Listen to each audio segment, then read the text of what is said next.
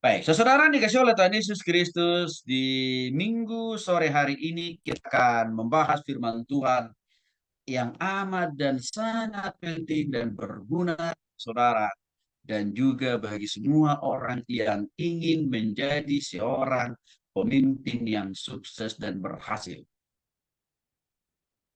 yaitu pemimpin yang rajin. Nah, saudara dikasih oleh Tuhan Yesus Kristus, apa alasan pentingnya topik ini, tema ini menjadi sesuatu hal yang mahal dan perlu kita bahas pada kesempatan sore hari ini? Karena sudah menjadi kecenderungan setiap manusia di dunia ini. Ingin sukses, ingin berhasil, ingin lulus dengan IPK 4. Lalu dinobatkan pada waktu wisuda oleh sang rektor dengan predikat mahasiswa terbaik dengan nilai cum laude. Itu kalau untuk mahasiswa bersekolah. Kalau untuk yang sudah alumni, sama juga punya mimpi harapan juga. Lulus, bahkan sebelum lulus, maunya sudah langsung jadi direktur. Jadi manajer. Kalau bisa, nggak usah pakai-pakai lama. Tahun demi tahun dijalani. Sudah langsung jadi orang besar. Tapi saudara jangan lupa. Impian dan cita-cita yang begitu tinggi itu tidak bisa tergapai kalau hanya sekedar mimpi. Tapi perlu satu tindakan yang konkret untuk dapat merealisasikan atau mencapai mimpi-mimpi saudara itu. Salah satu caranya, strateginya adalah harus juga saudara menjadi seorang yang rajin. Karena sejarah sudah membuktikan, ditambah juga oleh Alkitab, bahwa tidak ada pemimpin di dalam Alkitab, tidak ada pemimpin di dalam dunia sekuler, apakah dia presiden, apakah pengusaha, apakah dia raja, apakah dia nabi dan rasul, termasuk Tuhan Yesus. Mereka sukses dengan sendirinya hanya dengan mimpi, hanya dengan cita-cita. Itu nggak ada. Kecuali kalau dibarengi dengan yang namanya kerajinan. Artinya harus dijauhkan dari sifat karakter yang namanya kemalasan. Karena kemalasan tidak akan pernah membuat seseorang menjadi mahasiswa yang bisa cepat lulus dengan nilai cum laude, lalu cepat dapat pekerjaan, lalu menjadi orang berhasil. Nggak ada itu. Tapi dimulai dari yang namanya kerajinan. Kalau kita mulai dari perjanjian lama sampai dengan perjanjian baru juga tidak pernah mereka menjadi pemimpin besar karena malas. Nggak ada itu sesuatu. Tapi semua mereka karena orang-orang yang rajin. Terus supaya saudara dapat menjadi pemimpin yang sukses seperti pemimpin-pemimpin yang sudah teruji dan terbukti kesuksesannya baik di zaman perjanjian Alkitab, perjanjian lama Alkitab dan juga perjanjian baru Alkitab, serta seperti suksesnya para pemimpin-pemimpin dunia hari-hari ini, saudara harus memiliki pemahaman dan pengertian dan juga harus mengambil keputusan hari ini, detik ini. Kalau saudara harus meninggalkan kebiasaan malas saudara dan mengubahnya menjadi pribadi yang rajin. Seringkali saya katakan, keputusan saudara hari ini sangat menentukan sukses tidaknya, lulus tidaknya, berhasil tidaknya saudara di kemudian hari. Amsal pasal 12 ayat 24 mengatakan tangan orang rajin memegang kekuasaan, tetapi kemalasan mengakibatkan kerja paksa. Apa artinya ayat ini? Tangan orang rajin memegang kekuasaan artinya hanya orang-orang yang rajinlah yang pasti diberkati oleh Tuhan, yang pasti menjadi seseorang yang berhasil, yang sukses. Hanya orang yang rajin lah, yang bisa mendapatkan nilai bagus, lulus lebih cepat, dan kumlau, dan langsung dapat pekerjaan. Dan mereka menjadi orang yang berhasil. Itu hanya bagiannya orang-orang yang rajin. Itu arti kalimat tangan orang rajin memegang kekuasaan. Hanya orang rajin yang akan bisa menjadi leader atau menjadi pemimpin. Nggak ada orang yang rajin, saudara, ya, jadi pekerja paksa. Kecuali orang-orang yang malas, yang hanya akan mendapatkan pekerja paksa. Apa maksudnya pekerja paksa? Pekerja kasar. Contoh konkretnya apa?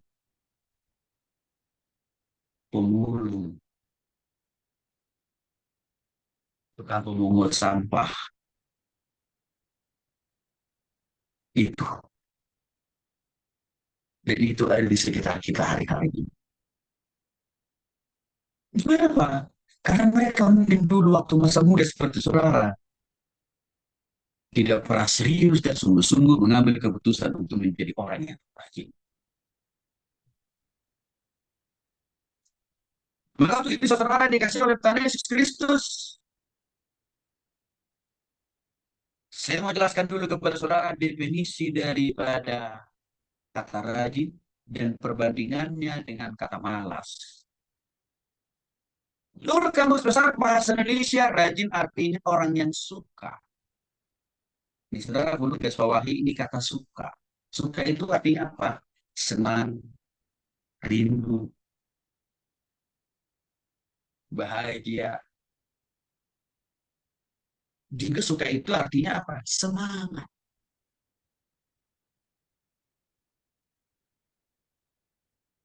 Artinya, kalau saudara semangat untuk belajar, pasti masa depanmu lebih baik dari orang lain.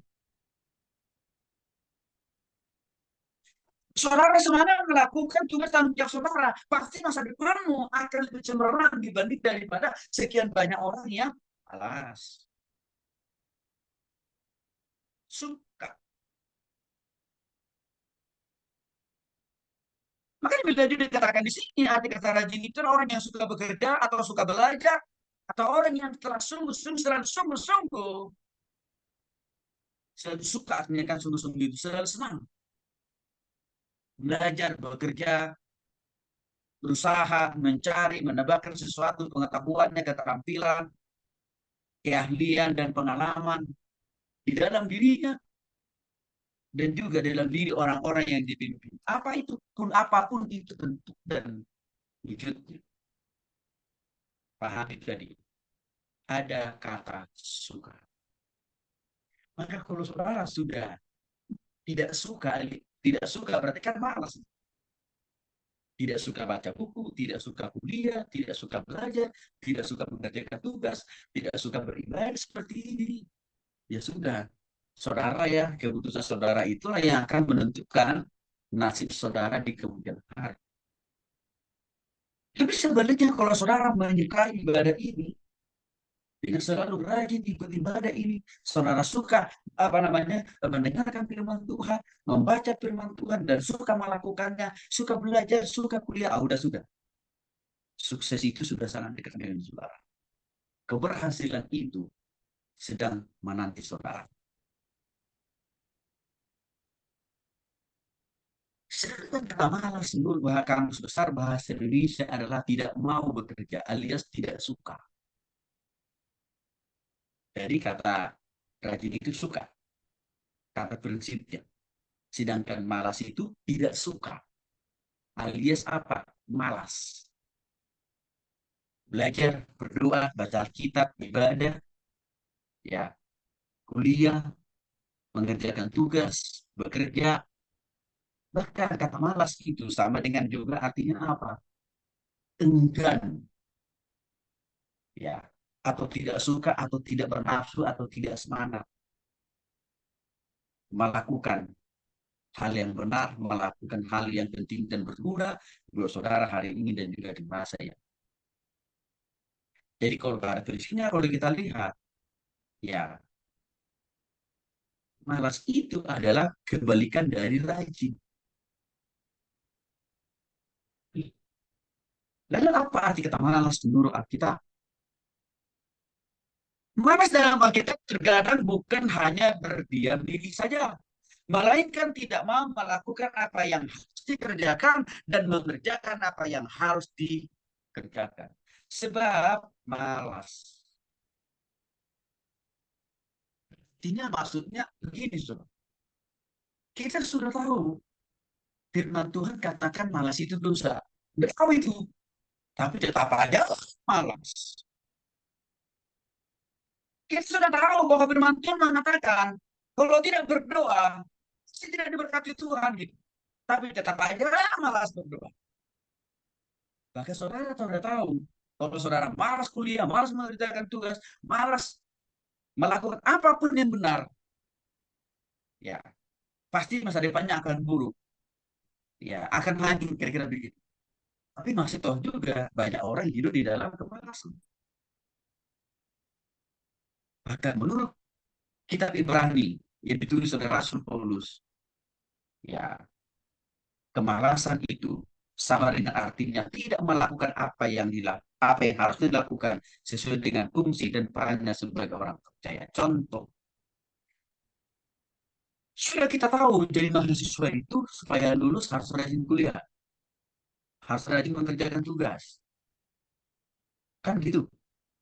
Tetapi ya, dan akibatnya kalau tidak rajin mengerjakan tugas, tidak rajin melakukan kuliah, sudah tahu pasti tidak lulus, kira-kira begitu.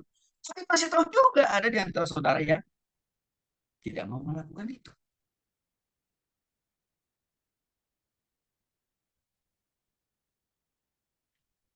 Itu berkata kita.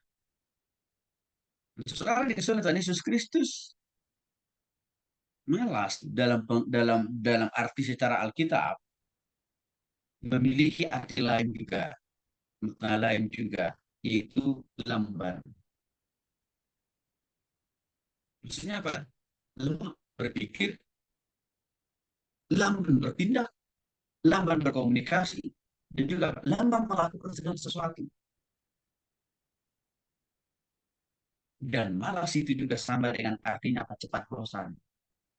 Nah, kalau saudara baru semester 3 nih, semester 2 gitu, semester 3, udah bosan jadi mahasiswa. Nah, berarti saudara sudah ada dalam virus kemalasan saat ini. Malas itu sama dengan artinya apa? Tumpul, tidak mau belajar, tidak mau menambahkan sesuatu hal yang baru, yang bagus di dalam pikirannya. Jadi flat aja. Ya, bahkan malas itu sama dengan orang yang sering lalai. Lalai itu artinya apa? Ya, sudah tahu tugasnya, tanggung jawabnya, tapi tidak dikerjakan. Orang malas itu sama dengan juga disebut dengan artinya apa? Kendur. Artinya semangatnya tidak ada. Nah, inilah arti kata rajin dan perbandingannya dengan kata malas.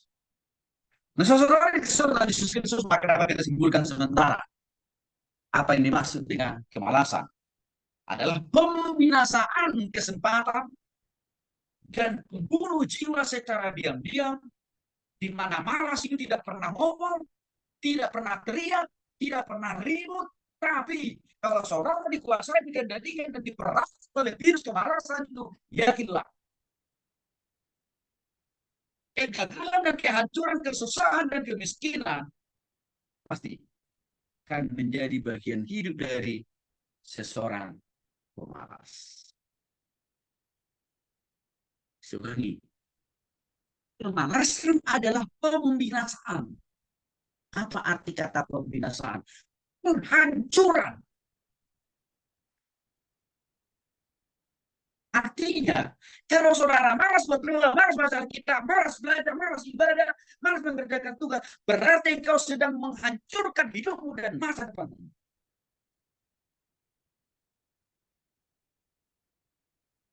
Dan kemalasan itu Dikatakan di sini bukan hanya menghancurkan, tapi dia juga membunuh jiwa seseorang. Ya, juga membunuh pikirannya, membunuh impiannya, membunuh cita-citanya. Dan jangka panjang, dia membunuh totalitas hidupnya. Maka saudara jangan main-main dengan kemalasan. Karena kemalasan itu bisa membunuh saudara atau membinasakan, bahkan menghancurkan diri saudara, hidup saudara, dan masa depan saudara. Itu kesimpulan pertama. Pertanyaannya sudah ada, Pak. Adakah contoh banyak yang sudah binasa? Ya, ya, yang sudah hancur hidupnya karena kemalasan. Sudah tidak banyak contoh. Tanya contohnya. Siapakah mereka itu? Ya, mereka itu yang hanya kerjanya hari-hari ini menjadi penghuni di penjara. Kenapa orang nyopet? Karena malas mempergunakan pikiran dan tangan untuk bekerja. Kenapa orang korupsi? Karena malas berjuang dan berusaha. Lingus. Ya, saudara tahu hasil akhirnya apa? Mereka harus masuk penjara.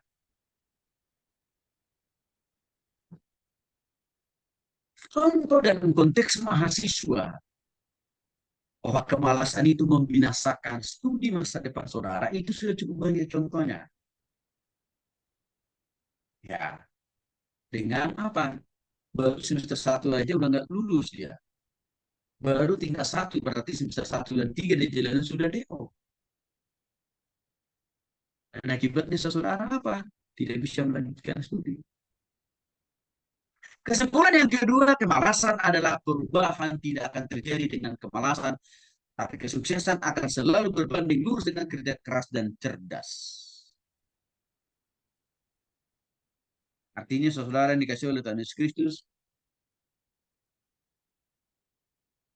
seseorang tidak akan pernah menjadi pintar kalau selalu hidup dalam kemalasan. Siapapun orangnya di dunia ini tidak akan pernah menjadi orang sukses, menjadi pengusaha, menjadi pemimpin, menjadi apa, menjadi pejabat. Ya, kalau tidak ada perubahan dari kemalasan menjadi rajin. Maka dikatakan di sini, kesuksesan itu selalu berbanding lurus dengan kerja keras. Artinya apa? Kalau saudara mau lulus tepat waktu, ini sudah kerja keras, belajar keras, berpikir keras, berusaha, berjuang keras. Kalau saudara mau mendapatkan nilai dan IPK yang bagus, ya berusaha keras, berjuang keras. Itu maksudnya di sini. Jadi kalau saudara mau jadi pengusaha yang sukses di kemudian hari, sama.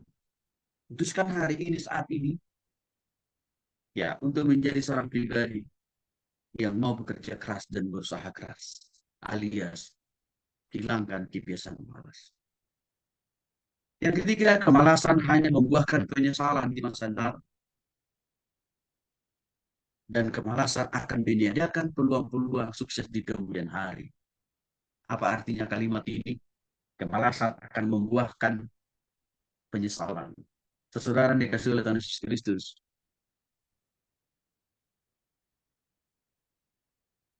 seringkali manusia itu setelah gagal baru dia menyesal. Ya, saudara tahu, kalau saudara menunggu gagal dulu baru menyesal, maka tidak ada lagi kesempatan dan peluang bagi saudara untuk mengulangi proses itu dari awal. Karena kenapa? Waktu berjalan terus dan begitu. Yang kedua, kemalasan akan meniadakan kemungkinan sukses. Artinya sekali lagi dikatakan di awal tadi, nggak ada orang sukses, nggak ada orang berhasil, nggak ada pemimpin yang hebat. Saudara, kalau dia selama hidup dalam kemalasan, kecuali kalau dia menjadi seorang yang rajin. dari sekarang. Ini menjadi penting. Itu alasannya kenapa sejak mahasiswa semester 1, saya sudah ambil komitmen dan keputusan. Mau dengan kemalasan, yes dengan kerajinan. Karena saya tahu, kalau dari semester 1 saja saya sudah malas, maka peluang saya untuk berhasil, untuk sukses di kemudian hari akan sulit, bahkan tidak akan bisa tercapai. Jadi penting saudara pahami. Jangan nanti saudara itu menyesal di kemudian hari. Nah, saudara, saya menjelaskan dulu kepada saudara ciri-ciri orang yang malas. Ya, siapkan dulu lagi kitab saudara. Liga, baca dulu Amsal 26 ayat 16. Amsal 26 ayat 16. Liga baca.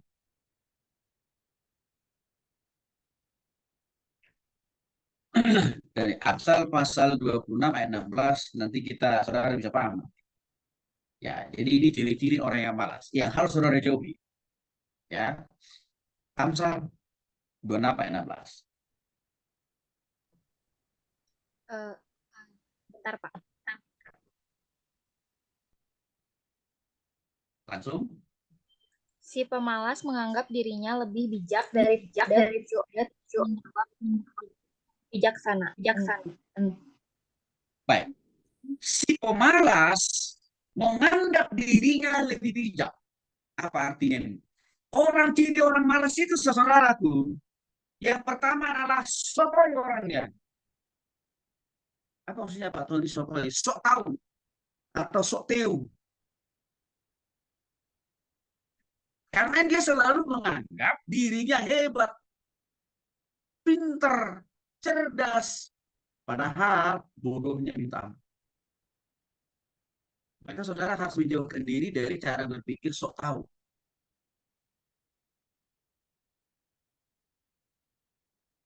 Ya. Dalam pengertian lain, ciri orang yang malas itu adalah orang yang senang banyak ngomong, tapi no action. Artinya apa? Nihil tindakannya. Istilah ini saya sering pakai dengan singkatan NATO. Apa itu NATO? No action only.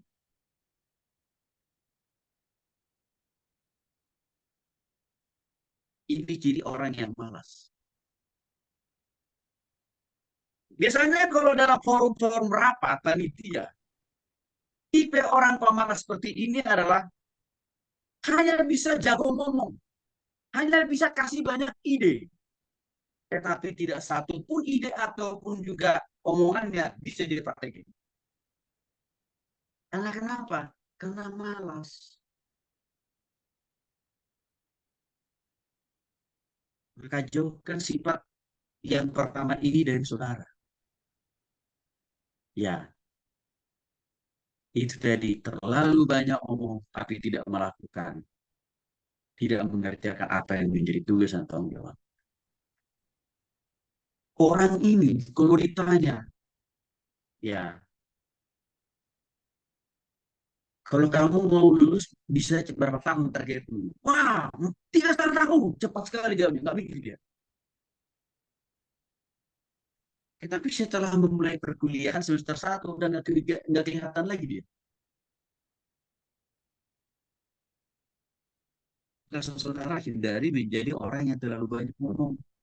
Hindari menjadi orang yang terlalu banyak janji. Karena kenapa?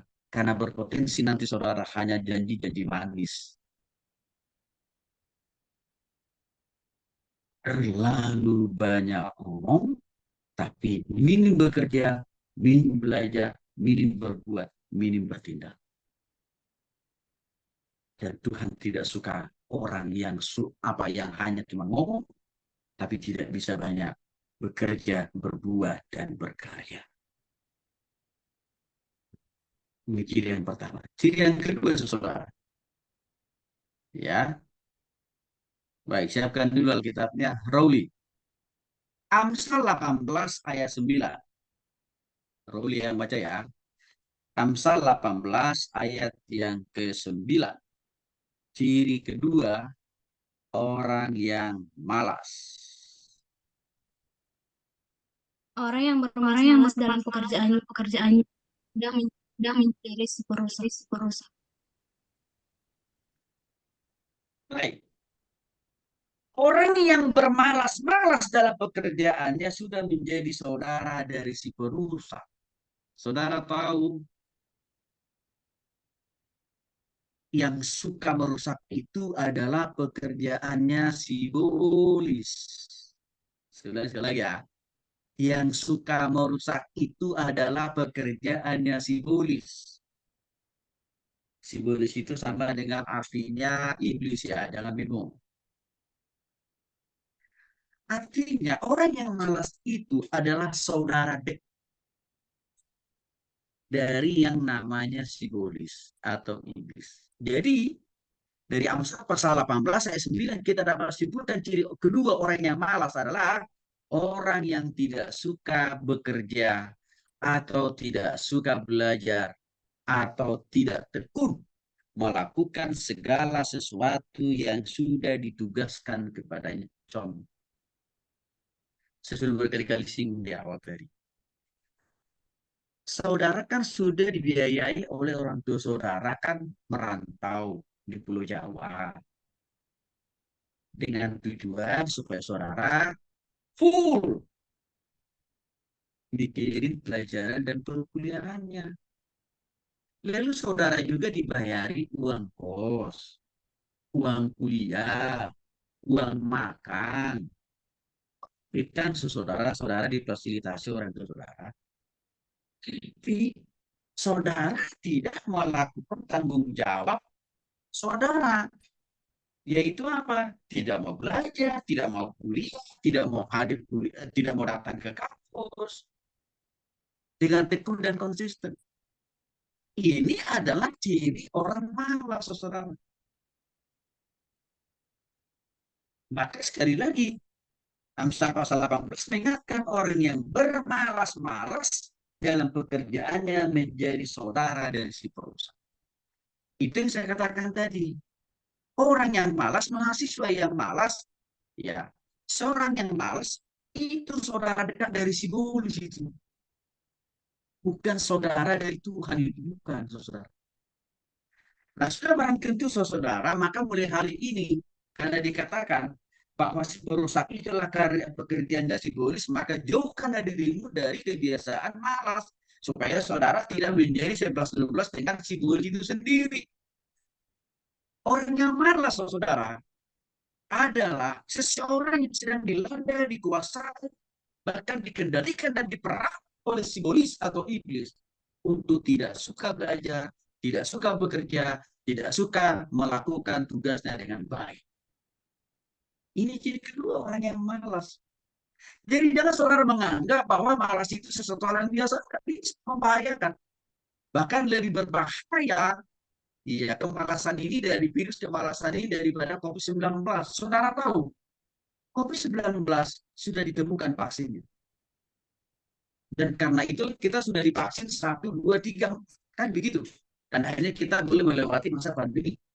Tapi saudara tahu, banyak orang yang pulih dan sembuh menghadapi pandemi COVID-19, tapi masih lebih banyak lagi orang yang dikuasai dan dikendalikan oleh yang namanya virus kemalasan. Apakah dia pelajar, apakah dia mahasiswa, apakah dia pekerja, apakah dia profesional, apakah dia pengusaha, apakah dia suami, apakah dia istri. Hati-hati dengan kemalasan ini. Tidak suka bekerja, apalagi belajar dan melakukan segala aktivitas yang lain. Tidak suka. Itu ciri yang kedua dari si pemalas. Modesta. Baca 1 Timotius 1 ayat 6. 1 Timotius 1 ayat 6. Ciri yang ketiga dari orang yang malas, ya. Dari 1 Timotius 1 ayat yang ke-6, Modesta baca. Tetapi ada orang yang tidak sampai pada tujuan itu dan yang sesat dalam omongan yang sia-sia. Baik. Di sana dikatakan saudara, tetapi ada orang yang tidak sampai pada tujuan itu dan yang sesat dalam omongan yang sia-sia. Apa artinya? Ciri yang ketiga orang yang malas adalah tidak pernah membuat perencanaan. Tidak punya target dalam hidupnya, tidak punya tujuan dalam hidupnya. Atau dalam istilah nilai tidak punya planning. Contoh konkretnya. Sudah jadi mahasiswa, tapi nggak punya target. Setiap semester itu IPK-nya harus dapat berapa, nggak punya target dia.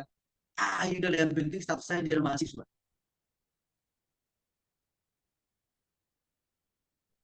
Ya, itu contoh ketiga dari orang yang malas.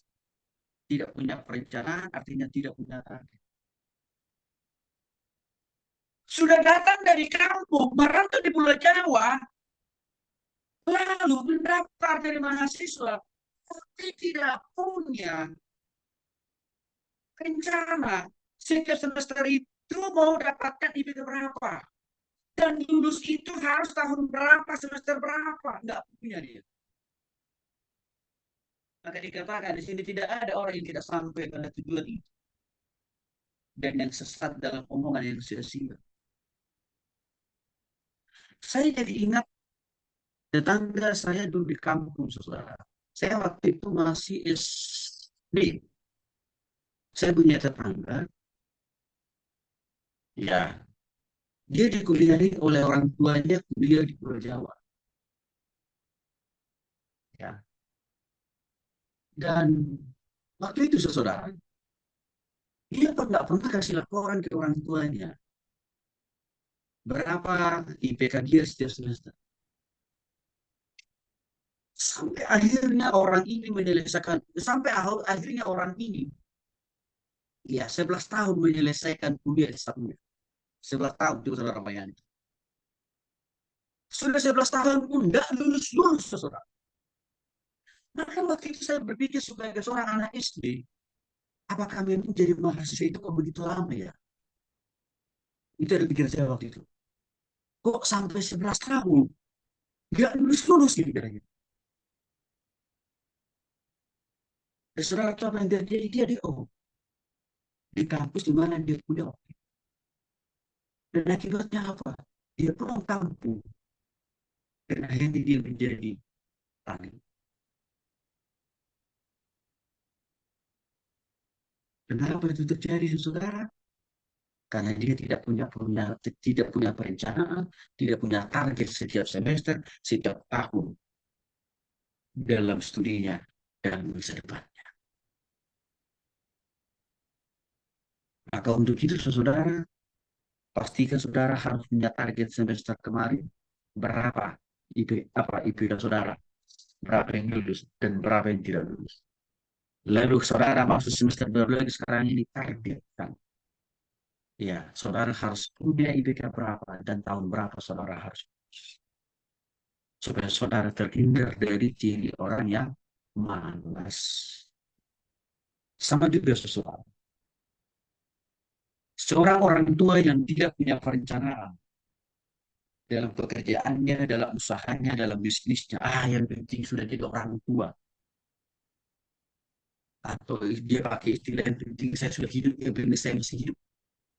Itu juga adalah ciri orang yang malas. Kalau saya dulu kuliah semester 1, saudara, selalu saya punya target. Ya, semester 1 itu harus dulu semua mata kuliahnya, semester 2 dan sebagainya. Dan juga saya sudah punya target di semester 1, harus lulus paling lama 4 tahun. Dan semuanya itu tercapai tepat waktu. Kenapa itu saya lakukan? Karena saya tidak mau jatuh di dalam kisah. Leonardus, baca Amsal persamaan ayat 10 sampai 11. Ciri keempat dari orang yang malas. Amsal 6 ayat 10 sampai 11. Leonardo baca. Tidur sebentar lagi, mengantuk sebentar lagi, melipat tangan sebentar lagi untuk berbaring, maka datanglah kemiskinan seperti seorang penyerbu dan kekurangan seperti orang yang Nah, dikatakan dalam ayat ini, tidur sebentar lagi, mengantuk sebentar lagi, melipat tangan sebentar lagi. Semuanya sebentar lagi, sebentar lagi. Dalam artian apa? Ini kan seringkali dalam praktek itu. Ya, sudah tahu kuliah, tapi selalu pakai kata nanti. Sudah tahu kapan waktunya mengumpulkan tugas, tapi masih pakai kata nanti. Sudah tahu besok itu udah ujian, tapi saudara masih pakai kata nanti. Orang yang suka memakai kata nanti, nanti, nanti, nanti adalah ciri orang yang malas. Saudara tahu apa akibatnya ya 11? Maka datanglah kemiskinan kepadamu seperti seorang penyerbu dan kekurangan seperti orang yang tersenjat. Artinya orang yang malas akan mengalami kesulitan dalam studinya dan juga jangka panjang dia akan mengalami kemiskinan demi kemiskinan. Seorang mahasiswa yang malas akan miskin pengetahuannya, miskin ilmunya, miskin pengalamannya. Saudara tahu ujung dari kemiskinan itu semua apa? Miskin juga lulusnya. Siapa miskin juga lulusnya? Nggak lulus, saudara. Dan berarti yang kepada apa? Miskin secara ekonomi, penghasilan, dan lain sebagainya. Maka karena malas. Maka kalau kita mau simpulkan ciri keempat daripada orang yang malas adalah orang yang selalu lebih suka menyerah terhadap keadaan.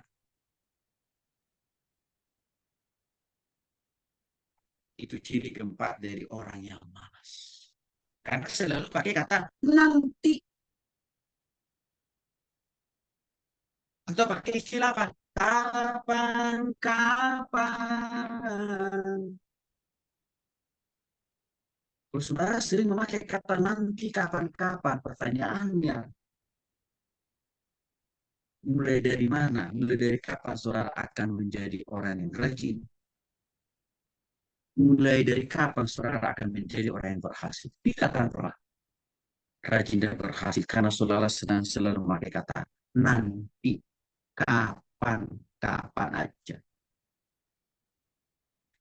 Dan ini adalah salah satu penyakit terbesar dari para mahasiswa, termasuk juga manusia di dunia ini. Karena selalu senang memakai kata nanti atau kapan-kapan. Maka saya katakan jadi, kalau saudara terbiasa memakai kata nanti atau kapan-kapan, ya sudah. Jangan salahkan dosenmu, jangan salahkan gurumu, jangan salahkan Tuhan. Kalau saudara juga lulusnya nanti. Nanti itu maksud apa? Setelah DO. Kalau saudara suka memakai kata nanti, kapan-kapan, jangan salahkan Tuhan. Kalau akhirnya juga hidup saudara di kemudian hari menjadi serba susah, serba sulit, serba kekurangan, dan juga serba melarat dan miskin. Wajar kan? Kalau saudara harus menuai, kalau saudara harus berbutik itu, kan saudara yang memulainya dengan memakai paham istilah apa? Nanti. Maka buang istilah kata nanti. Tapi bagus berprinsip dalam pikiranmu. Lakukan, kerjakan satu. Jangan pakai kata nanti atau kapan.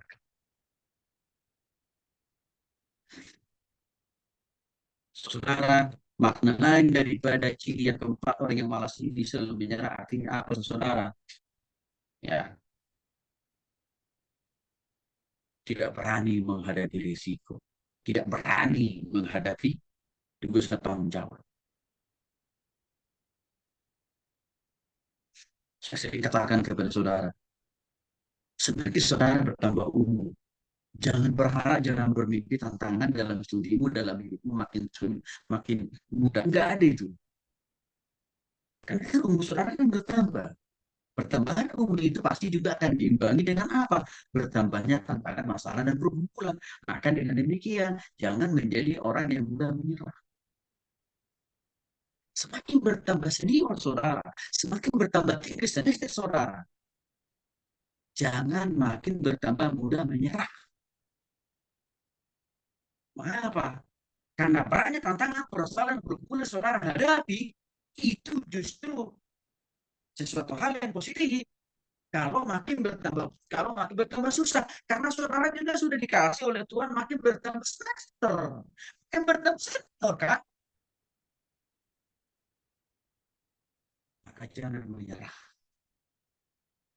Tidak ada orang yang gampang menyerah pada keadaan menjadi orang yang sukses dan berhasil. Nggak ada. Nggak ada pengusaha yang sukses menjadi, nggak ada seorang pemimpin yang sukses dengan sendirinya. Kalau dia punya mentalitas gampang dan mudah menyerah, nggak ada. Hindari ciri yang keempat, orang yang malas, selalu suka, gampang, atau mudah menyerah pada keadaan. Ciri yang kelima, Maria baca dalam 2 Tesalonika 3 ayat 10-11. Maria yang baca 2 Tesalonika 3 ayat 10-11.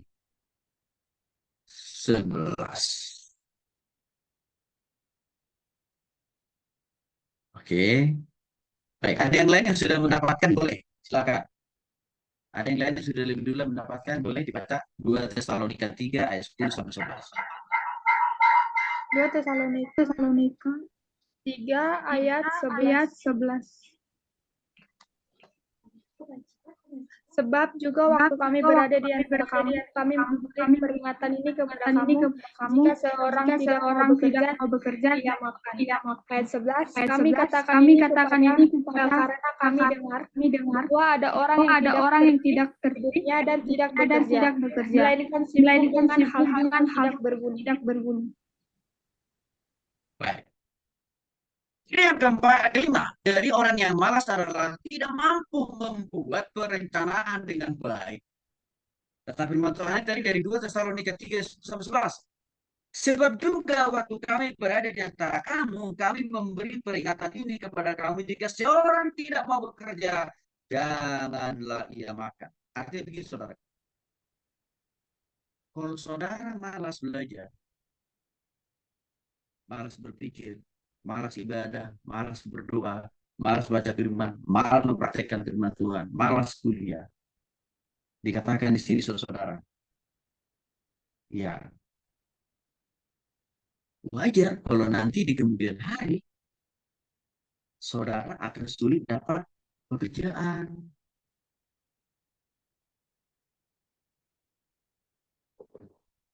Atau sulit mendapat makan, minum, rumah, bahkan sulit dapat jabatan.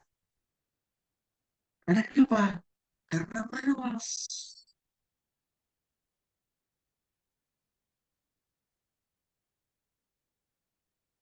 Nah, untuk itu saudara perlu membuat rencana di dalam hidup saudara dan juga rencana dalam studi saudara.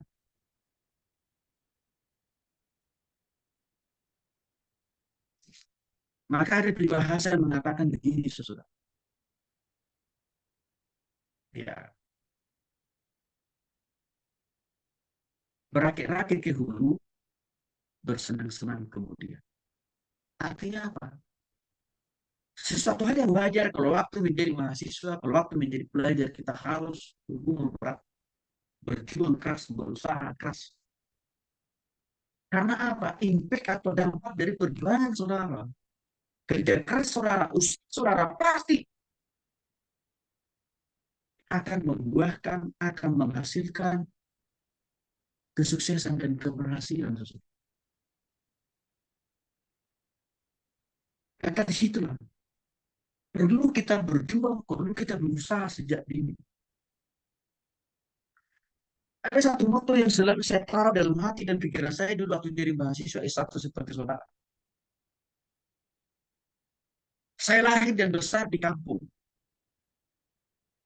Saya mengalami, saya juga merasakan betul susahnya hidup di kampung.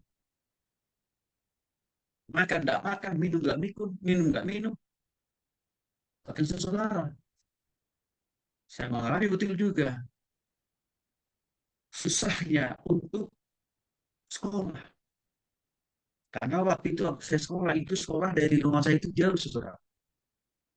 5 sampai 10 kilometer. Dan ada kendaraan.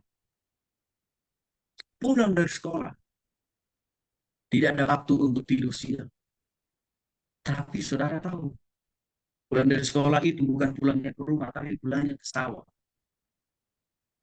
Apa yang pulang ke sawah itu bukan untuk tidur siang. Ya, sengaja orang tua saya itu bawa makanan, bawa bahan makan siang itu ke sawah.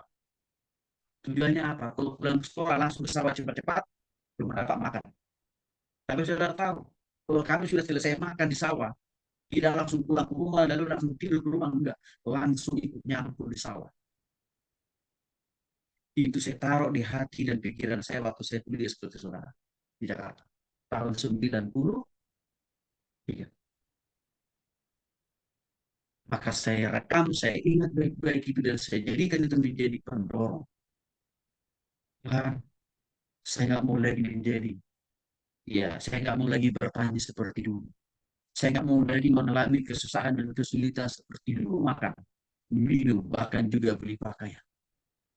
Maka itu salah satu faktor yang menggerakkan saya di waktu mahasiswa saudara. Untuk apa? Saya selalu semangat, saya selalu suka, saya selalu senang apa? Belajar, kuliah, mengerjakan tugas, ibadah, baca firman Tuhan, berdoa, mempraktekkan firman Tuhan. Pertanyaannya, doa dan hasil usaha dan perencanaan saya itu berhasil nggak? Berhasil, saudara. Hasilnya apa? Saat ini saya nggak perlu menjadi orang, saat ini saya nggak perlu bertani lagi. Saat ini saya nggak perlu lagi mengalami kesusahan dan kesulitan untuk mendapatkan makan dan minum. Jadi saya katakan kepada saudara, tinggalkan jauh-jauh ciri-ciri kemalasan ini supaya menjadi saudara lebih baik di masyarakat. Friska, Amsal pasal 6 ayat 9 sampai 10. Friska, Amsal pasal 6 ayat 9 sampai 10 saja. Amsal pasal 6 ayat 9 sampai 10. Hai pemalas, berapa lama lagi engkau berbaring? Bilalah engkau akan bangun dari tidurmu. Tidur sebentar lagi, mengantuk sebentar lagi, melipat tangan sebentar lagi untuk tinggal berbaring. Baik, jadi yang keenam, orang yang malas dari Amsal pasal 6 ayat 9 sampai 10. Jadi dikatakan, ya, hai pemalas, berapa lama lagi engkau berbaring? Bila engkau bangun dari tidurmu, tidur sebentar lagi, mengantuk sebentar lagi, melipat tangan sebentar lagi untuk tinggal berbaring. Ini artinya apa? Orang yang tidak menghargai waktu. Orang yang tidak mengelola, mempergunakan, memanfaatkan waktu yang sudah Tuhan kasih. Karena dikit-dikit yang ada di hati dan pikirannya apa, saudara? Ngantuk, ya, lipat tangan, berbaring, tidur-tiduran, ya. Itu kan artinya tidak menghargai waktu, saudara. Melipat tangan apa artinya? Tidak mau memakai tangannya untuk apa? Mengerjakan tugasnya, membaca bukunya. Itu artinya apa? Melipat tangan. Dikit-dikit tidur. Ini hati-hati saudara anak kos nih. Orang tua saudara kan tidak mengawasi saudara 24 jam kan. Nggak usah jadi anak kos deh. Saudara yang sudah dewasa seperti ini, nggak punya waktu lagi orang tua saudara untuk melotot saudara 24 jam. Ya, hati-hati tuh. Ya, karena kenapa? Orang yang tidak menghargai waktu adalah ciri orang yang malas. Saudara, saya sering kasih penjelasan. Ya, definisi dan makna dari waktu. Yang pertama, waktu adalah hidup. Artinya begini, waktu saudara lahir ke muka bumi ini, itulah hari pertama saudara hidup.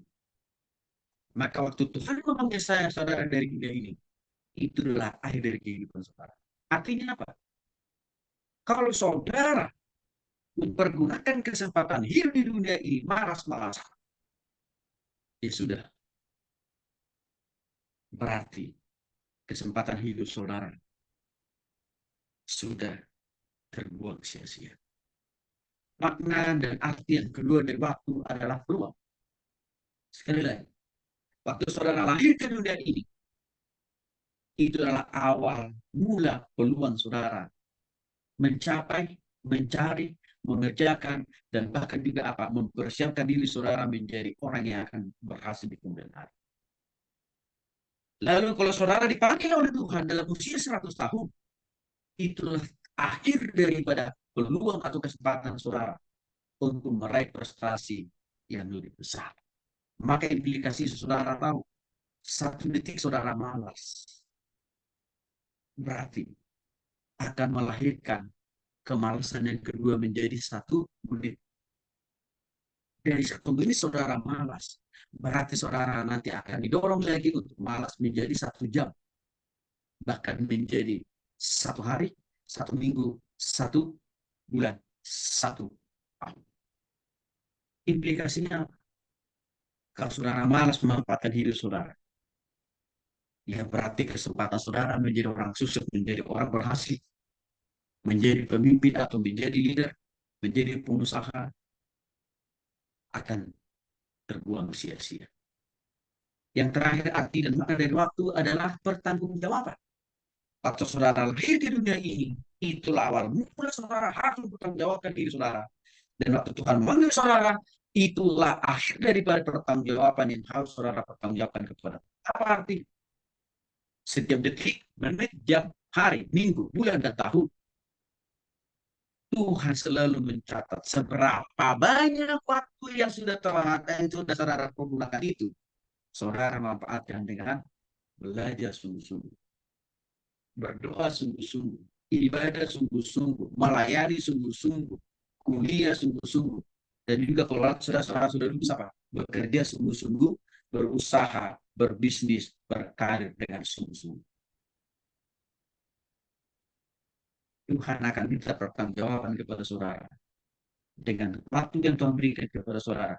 Berapa banyak yang saudara manfaatkan untuk melakukan hal yang berkenan di hadapan. Maka jauhkan ciri yang keenam dari orang malas, yaitu tidak menghargai waktu. Jadi Amsal pasal 18 ayat 19.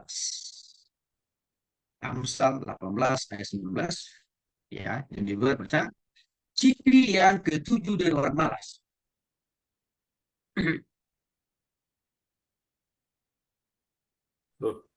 Oke. Amsal 18 ayat 9. 19 atau 9, Pak? 9. Oh, 9. Orang yang bermalas-malas dalam pekerjaannya sudah menjadi saudara dari si perusak.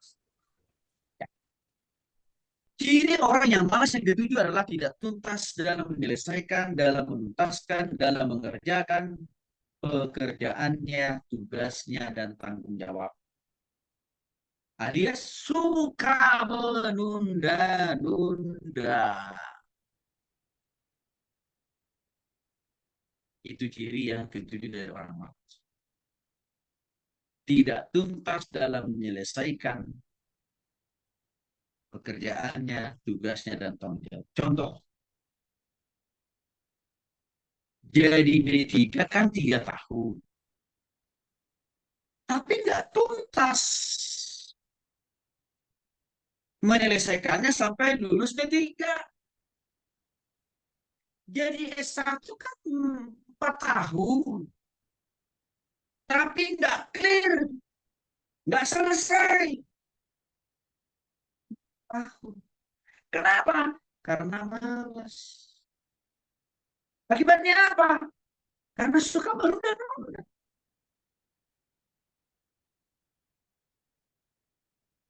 Contoh yang kedua, kan setiap mata pelajaran dan setiap mata kuliah ada tugas saudara.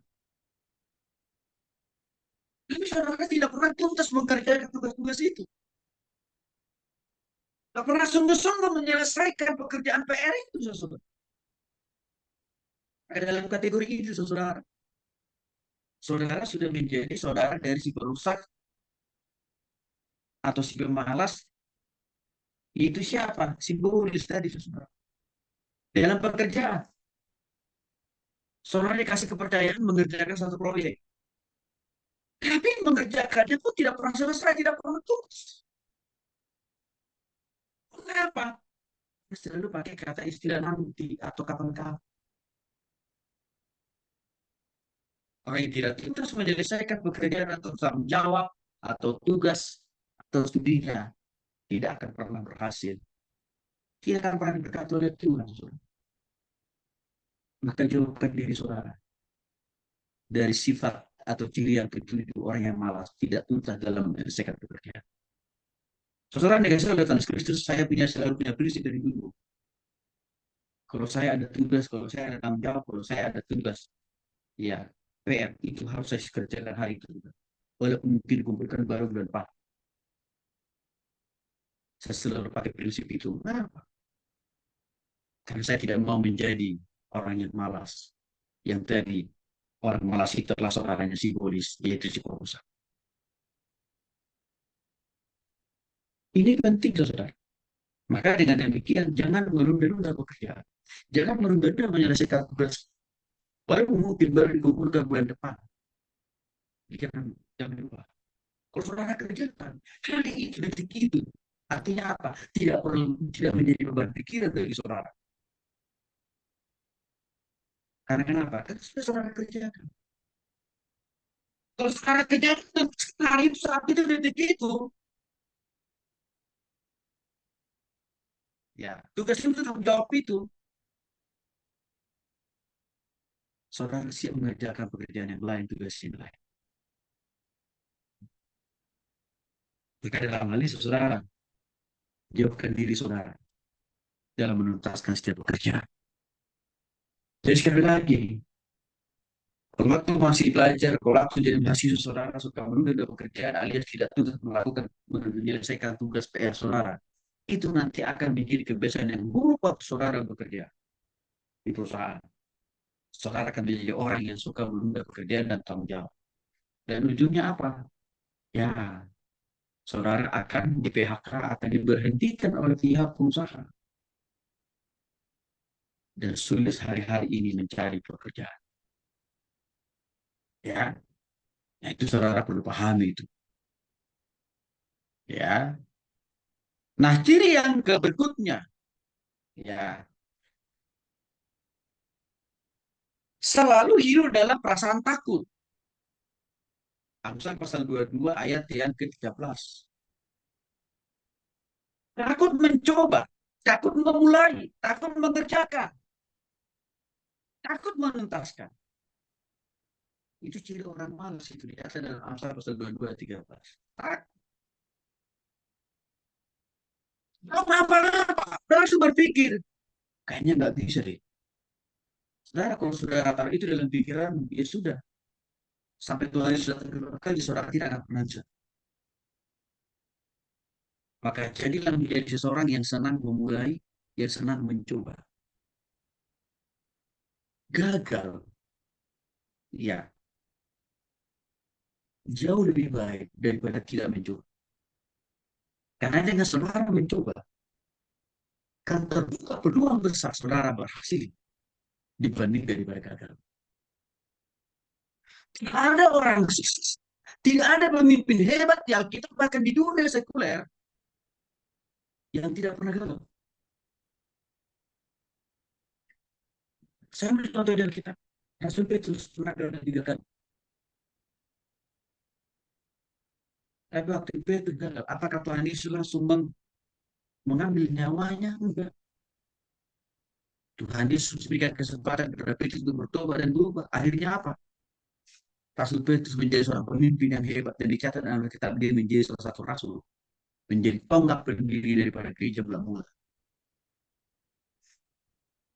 Jadi artinya saudara, jangan takut mencoba. Apalagi kalau saudara coba itu sesuatu hal yang benar. Jadi kalau ada tugas, kalau ada praktikum, coba. Jangan takut gagal. Karena bagaimana mungkin saudara bisa tahu, ya, bisa berhasil kalau saudara tidak mau mencoba. Maka hilangkan dari diri saudara ciri kerelapan dari orang yang malas itu apa? Selalu hidup di dalam perasaan melakukan atau mencoba atau menuntaskan setiap tanggung jawab yang dipercayakan kepada. Nah dia, Amsal pasal 21 ayat 25 sampai 26. Nah dia baca, ciri ke-9 dari orang yang malas. Amsal 21 ayat 25 sampai 26.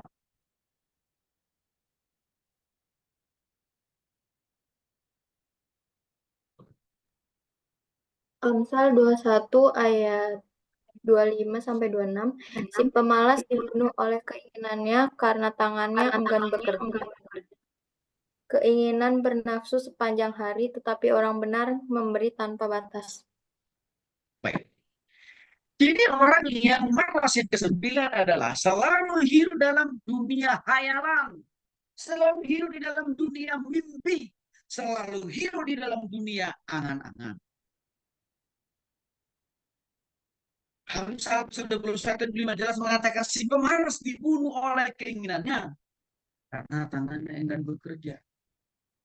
Contoh konkret daripada selalu hidup dalam dunia hayalan atau angan-angan ini, saudara, adalah orang yang senang bercita-cita tinggi, tapi tidak pernah melakukan tindakan, melakukan action dalam mencapai cita-citanya. Misalnya, dia ingin lulus 4 tahun dengan nilai IPK di atas 3, tapi nggak pernah kuliah, nggak pernah ngerjain tugas, nggak pernah belajar, nggak pernah persiapan ujian. Maka mimpinya, angan-angannya, hayalannya lulus cepat waktu dengan IPK di atas 3, omong kosong. Itu contoh dari ciri ke-9 dari orang yang malas, selalu hidup dalam hayal.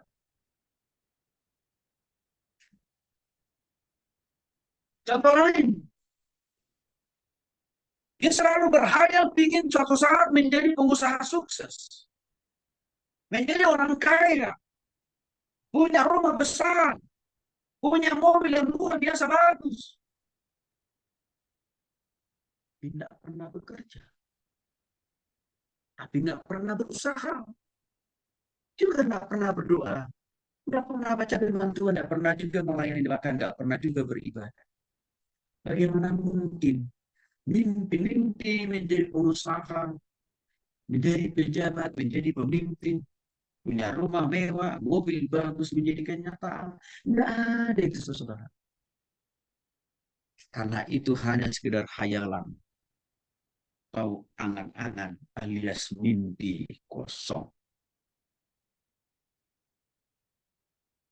Jaga diri saudara dari ciri ke-9 dari orang malas ini, saudara. Saudara, terus saya simpulkan dalam sebuah survei.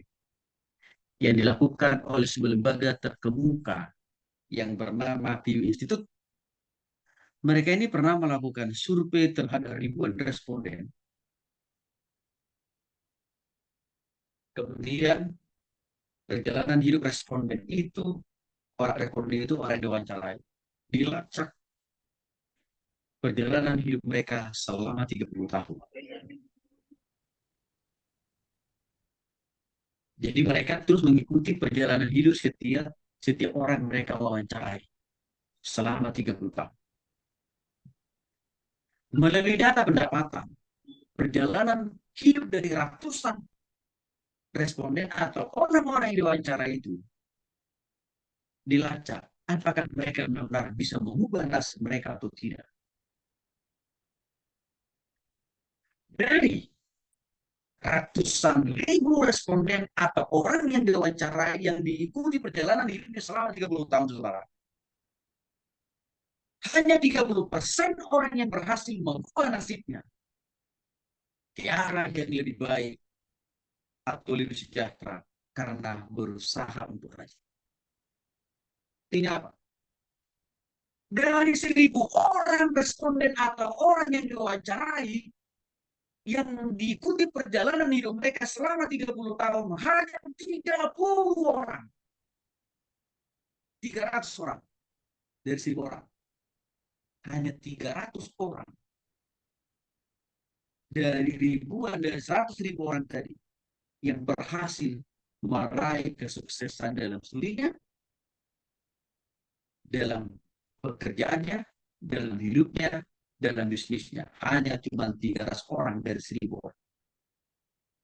Yang kalau dibandingkan dengan persentase, hanya cuma 30%. Sedangkan 70% alias 700 orang dari 1.000 orang misalnya gagal. Mereka menjadi pengusaha yang sukses, pemimpin yang sukses, pejabat yang sukses, gagal. Bahkan yang 700 orang atau 70% tadi hanya memiliki pendapatan penghasilan pas-pasan. Apa artinya pas-pasan? Makan minum pas-pasan, tempat tinggal pas-pasan. Saudara tahu itu masalahnya yang 70% atau 700 orang ini, mereka tidak mau keluar dari kemalasan.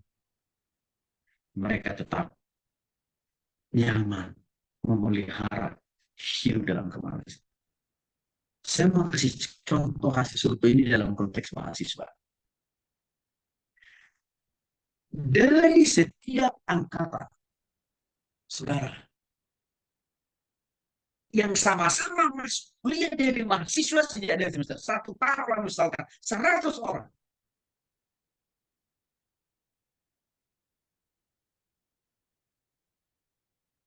Kadang-kadang hanya cuma 30% di antara saudara yang lulus. 3 tahun atau 4 tahun. 70% ya terkatung-katung.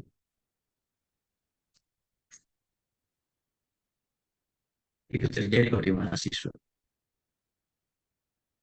Teman-teman saya dulu yang seangkatan dengan saya tahun 94 sama. Hanya 30% kok saya termasuk di dalamnya yang kami dulu tepat waktu 70% ya lulus belakangan 5-6 tahun bahkan tidak sampai lulus.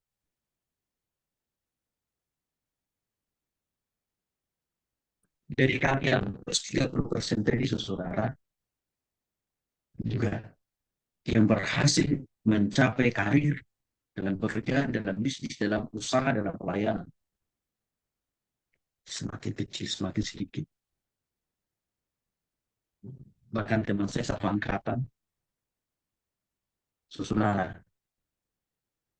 ya, hadir saya salah satu dari teman satu angkatan saya yang bisa mencapai puncak dalam studi dan juga dalam karir yang sangat maksimal. Apa kuncinya yang saya pakai? tinggalkan kemalasan, komitmen untuk menjadi orang yang rajin. Kalau saudara menjadi yang 30%, menjadi orang yang sukses, menjadi orang berhasil. Hari ini di dalam nama Tuhan Yesus katakan dalam hatimu, Tuhan, saya paham kemalasan itu virus yang berbahaya, menghancurkan, membinasakan hidup saya, masa depan saya. Maka hari ini Tuhan, saya sungguh-sungguh mau menjadi seorang yang rajin dalam kuliah, dalam belajar, dalam bekerja, dalam berusaha, bahkan dalam berbisnis, bahkan juga dalam amal. Tuhan diberkati. Mari kita berdoa.